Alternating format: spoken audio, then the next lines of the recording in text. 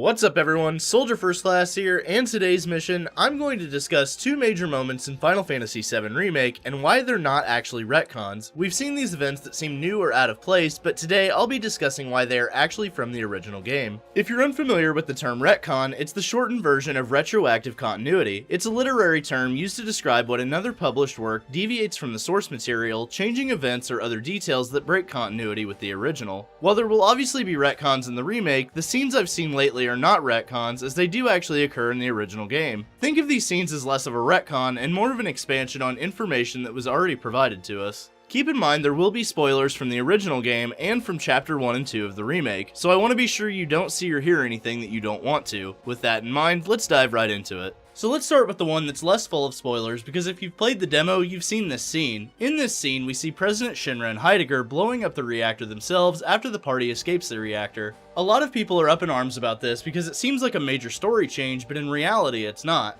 After the party meets back up at the 7th heaven, Jessie states, "Oops, hey, look at the news, what a blast. Think it was all because of my bomb? But all I really did was just make it like the computer told me. Oh no, I must have made a miscalculation somewhere." This immediately tells us that Jessie didn't think her bomb should have caused this much damage, and from what we know now, it shouldn't have. But there's also something interesting here if you watch the actual newsfeed in the basement of the 7th heaven. The president makes a statement that this reactor was blown up by avalanche. The party hadn't met the president yet, so how would he know how to use avalanche as the scapegoat for the reactor exploding? Jessie's bomb was never going to cause that much damage on its own, but Shinra made sure to make it look that way. We see Heidegger in the remake actually telling the president who avalanche is as they watch them on the security cameras. This makes it clear that President Shinra did not know who Avalanche was until he was told by Heidegger, and then was able to make the propaganda quickly once he had all the footage and information about Avalanche that he needed. We then see a scene where the president traps the party at the Sector 5 reactor just before the airbuster fight. The president is looking at the reactor, then looks back to the party and says, "Such a waste of good fireworks to get rid of vermin like you."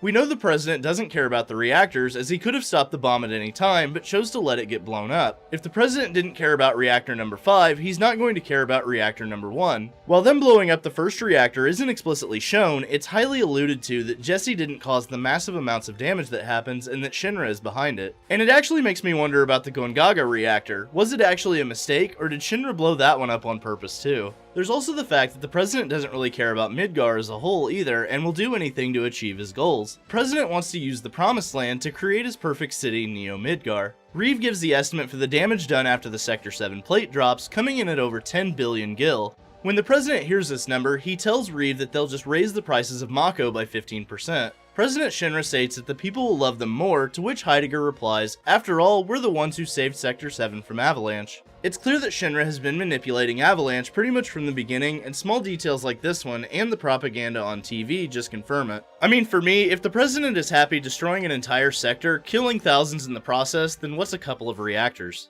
We also spend a large part of the beginning of Chapter 2 witnessing the effects it has on the people of Midgar as Cloud is forced to walk down the street in search of an escape route. You can hear the citizens crying, worrying about loved ones and friends, and suffering from injuries and hopelessness. These are all the effects that Cloud and the party will have to deal with in the aftermath and will be responsible for. And not only that, people were worried that the inclusion of Sephiroth would lessen Shinra as villains, and with this depiction, Square Enix is looking to counter that. Showing how ruthless Shinra was is a major part of Midgar, and sacrificing the reactor and the citizens of Midgar shows exactly that in the remake. But that's not the only moment where we're seeing expansion of a scene from the original game that people are calling a retcon. Maximilian Dude recently revealed information from Chapter 2 that he was allowed to talk about, and it had some massive stuff about Sephiroth and Cloud. According to Max, there's a scene where Cloud is having another hallucination, which is from the end of the E3 trailer. In this scene, Sephiroth takes Cloud back to Nibelheim, where he asks a series of questions about that day. Basically, by the end of the scene, Sephiroth asks Cloud if he remembers the sound of his mother's screams, cold steel rendering her flesh, and then Cloud hears a woman screaming.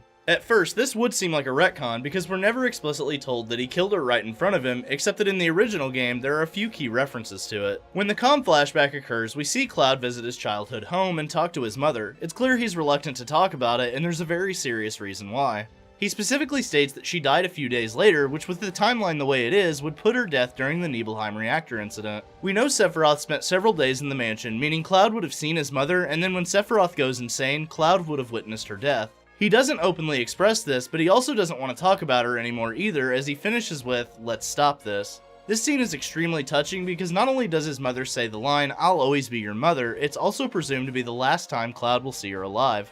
It's clear her death still haunts Cloud, and with good reason. Then there's the placement of Cloud and how it's related to where he's at when he wakes up during the Nibelheim tragedy. When Cloud wakes up to go to the reactor during the Nibelheim incident, he's directly outside of his home, knocked unconscious. Sephiroth has been killing villagers and setting the town on fire. Every building in Nibelheim is burning to the ground with several casualties. With Cloud waking up right outside of his house, it would seem like Sephiroth killed his mother in front of him and then knocked Cloud unconscious. But there's also another reference that solidifies this. After Cloud wakes up, he makes his way to the reactor where he saves Tifa and then sets his sights on Sephiroth. He takes Zack's Buster Sword and runs into Jenova's chamber to face him. It's clear that Cloud witnessed her death because when he stabs Sephiroth, he has the following to say: "Mom, Tifa, my town, give it back." If Cloud thought his mother was alive or was going to be okay, why would he be asking Sephiroth to give her back? This tells me that this isn't a retcon at all, but that Cloud actually knows and remembers that his mother was killed by Sephiroth. Honestly, this was something that always bothered me. Cloud's mother is dead, he knows Sephiroth killed her, yet somehow this information is barely glanced over, to the point that most people I've showed this screenshot to have forgotten that he even talks about his mother. I'm hoping that this new scene will actually help build the base for Cloud's relationship with her. That's obviously a massive loss for him being at such a young age and having his hero be her killer, yet it's barely even mentioned. I'm glad that they're actually expanding on this concept. Now I will admit, if you really want to get technical, the scene itself is a retcon as it wasn't shown in the original game this early, but the information inside the scene is not a retcon. It honestly makes you wonder just how much behind the main plot has gone over our heads over the years of playing the original. It makes me hopeful for things like Yuffie and Vincent in Part 2 and what expansion they'll receive as main characters. Overall, they're definitely expanding and showing moments that were only alluded to in the original, but these changes aren't really retcons, they're merely physical manifestations of the subtleties that we either didn't catch or cherished forever about the game. Either way, retconning isn't always bad as long as the game pulls it off well and the retcons are cohesive within the story. One of the problems I had with the compilation was that a lot of the retcons felt extremely forced just to provide a new angle or for entertainment value. However, I think they've learned their lesson when it comes to those retcons. I also believe we're going to see a lot more of this lore expansion, and honestly, I'm all for it. Losing a loved one is a powerful moment in anyone's life, and it gives Cloud that one extra layer to his character, but also provides yet another reason to go after Sephiroth, so I'm really glad that they're going in depth with this. While these events aren't necessarily retcons, they are definitely expanded original concepts. So what do you think, soldiers? Do you like this expanded lore? Before I go, I'd love to give a special shout out to my newest patron, Matt Berkey. Thanks for making my dream of becoming a full-time content creator that much closer to reality. Congratulations on your promotion to Soldier First Class. Shout out to Matt and the rest of the ranks of Soldier. Thanks for watching, and don't forget to Omni/slash that like button. Let me know in the comments section below if you enjoy the expanded lore and some things that you want to see expanded on in Final Fantasy VII Remake. Subscribe to the channel and ring that notification bell to join the ranks of Soldier today. And for all the latest Final Fantasy VII Remake news, rumors, and trailers, I'm Soldier First Class, and I'm on to the next mission. Later, guys.